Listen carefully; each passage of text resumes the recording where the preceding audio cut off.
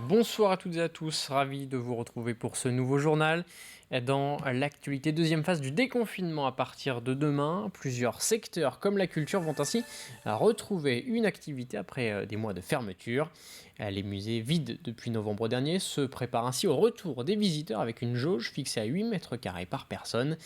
Exemple à la maison natale de Georges Clémenceau à Mouilleron-Saint-Germain, Marie-Aimée Copleutre. Fermé depuis le 30 octobre 2020, le musée national Clémenceau ouvrira ses portes demain. Nettoyage des vitres, installation des dernières pancartes et test des vidéos, tout est prêt pour accueillir les visiteurs. En plus des mesures habituelles, il a fallu cette année tout adapter au protocole sanitaire. Il y a des gels auprès de tous les médias. Nous avons 30 multimédias. Tout ça est prêt. Les agences passent systématiquement dans les toilettes dès qu'il y a du passage. On ouvre tous les quarts d'heure grand la maison. Il y a 2 escaliers. Les gens ne se croisent pas. Donc on est prêt au niveau sanitaire. En ce qui concerne les réservations, une nouveauté, c'est qu'on va pouvoir réserver grâce au téléphone. Tous les musées nationaux, on a mis au point un système qui est avec affluence. Et c'est très facile. Vous réservez votre visite. Cette réouverture est un soulagement, car depuis la pandémie, le musée tourne à l'arrêt. En 2020, la maison natale de Clémenceau a accueilli 3000 visiteurs contre 12 000 en 2019.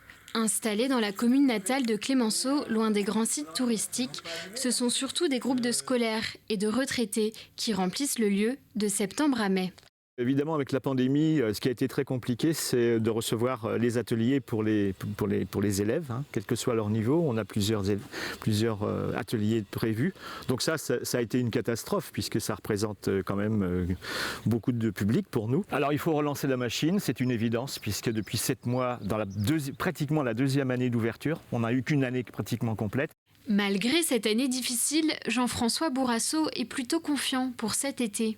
Il semblerait que la destination France soit importante cette année. Quand on voit les frémissements qui se passent sur la côte, nous on est à 1 heure à peine, donc ça c'est important. Pour compléter les expositions, le musée organise cet été des activités culturelles. Au programme théâtre, conférences et concerts. Et toujours à propos de culture, l'occupation du Grand Air à La Roche-sur-Yon est désormais terminée depuis hier. Le monde de la culture lyonnais s'était mobilisé pour demander la réouverture des lieux culturels, mais également le retrait de l'assurance chômage ou encore la prolongation de l'année blanche pour les intermittents du spectacle. Le mouvement aura duré 2 mois.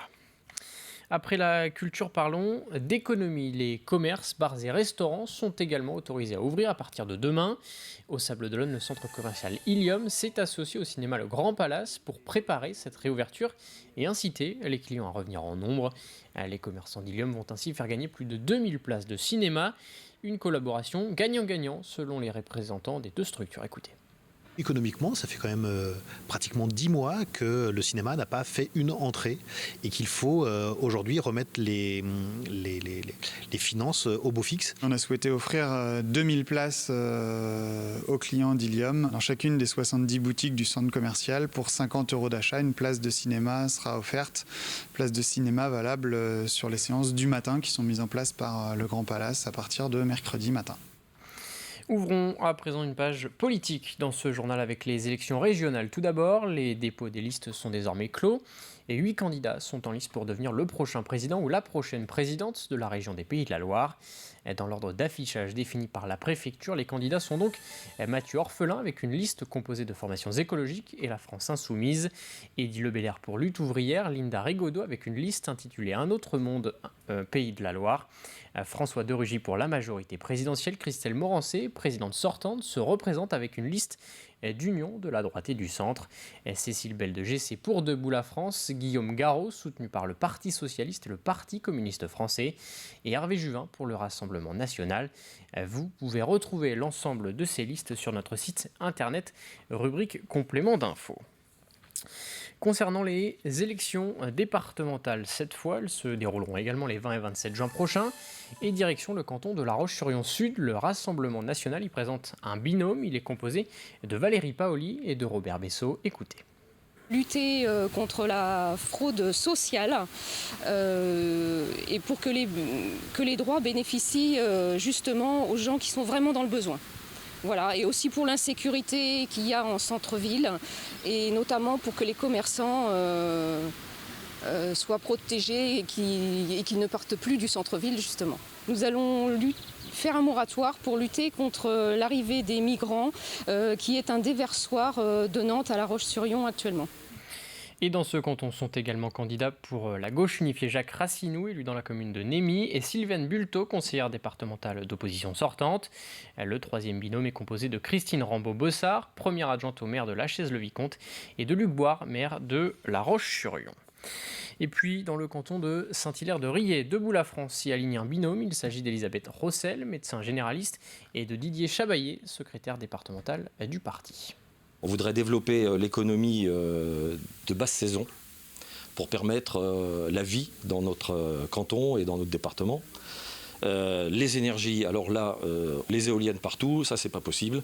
L'intermittent, ce n'est pas souhaitable pour notre économie. Nous pouvons maintenant développer les énergies nucléaires de 4e génération. Ce que personne ne sait, mais on va le dire haut et fort, c'est que la 4e génération permet d'utiliser les déchets nucléaires. Et puis 4 autres binômes sont en lice dans ce canton, Sophie Bourgoin et Laurent Boudelier, conseiller départemental sortant, Thomas Perrochot et Isabelle Duranteau, conseillère départementale sortante, binôme soutenu par la majorité sortante, Laurent Régnier et Elisabeth Clément pour la gauche, et un dernier binôme est déclaré pour le Rassemblement national. Il s'agit de Jean-Patrick Fillet et de Marie-Christine Hébran, malgré une séparation entre les deux candidats annoncée par le parti. Au chapitre économie, le prix des matières premières flambe ces derniers mois. De nombreux secteurs sont affectés par l'inflation des cours de l'aluminium, des composants électroniques, du cuivre, de l'acier ou encore du bois. Une hausse des prix en partie due à la crise sanitaire après l'arrêt brutal des usines en mars 2020. Et sur le plan local, les conséquences sont importantes pour les entreprises vendéennes. Exemple dans ce reportage à Essarts-en-Bocage signé Pierre Dalicieux. Cette entreprise de menuiserie, de charpente et d'agencement enregistre depuis plusieurs années de bons résultats. De nombreuses collectivités font appel à ses services. Tout allait très bien jusqu'à ce que les prix de la matière première, le bois, se mettent à s'envoler. Le chêne français a vu son prix au mètre cube pratiquement doubler depuis le début de l'année. D'autres essences sont un peu moins impactées pour le moment, parce qu'elles ont probablement besoin de moins de séchage, etc. Mais par exemple, le châtaignier, lui, a été fortement impacté, pas dans les mêmes proportions. Et l'eucalyptus, que nous utilisons aussi pour un certain nombre de nos agencements, a également subi des hausses qui sont moindres. Avec la crise sanitaire, c'est l'économie mondiale qui, il y a un an, s'est ralentie avant de repartir, comme aux États-Unis par exemple, qui aujourd'hui achètent entre autres le bois français au-dessus du prix du marché pour être sûr d'être approvisionné. Résultat, pour les entreprises comme celle-ci, les devis signés il y a plusieurs mois n'ont plus rien à voir avec les prix d'aujourd'hui. Des prix à la hausse, très difficiles à répercuter chez les clients. Jusqu'à aujourd'hui, ils sont un peu pieds et poings liés, certains. Certains comprennent, d'autres considèrent qu'on les prend en otage. Il est certain qu'il y a des clients pour lesquels on n'a pas encore passé nos commandes et on sait qu'elles vont être impactées. Là, on va les voir, on leur demande s'ils acceptent. S'ils n'acceptent pas, on trouve une solution pour annuler le marché. Annuler les marchés pour ne pas travailler à perte, c'est aujourd'hui le seul moyen d'éviter la catastrophe pour beaucoup d'entreprises. Des marchés qui, pendant la crise sanitaire, se sont multipliés chez les particuliers, mais qui pourraient être revus à la baisse avec les prix des matières premières qui augmentent. Ça peut peut-être freiner certains clients dans leur demande de chantier. Pour l'instant, on n'observe pas vraiment de baisse de la demande.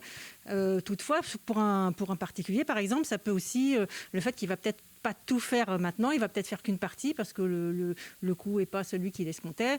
Donc il va peut-être faire qu'une partie de ses travaux et reporter une autre partie à plus tard quand il aura plus les moyens financiers ou que les prix seront peut-être revenus à la normale.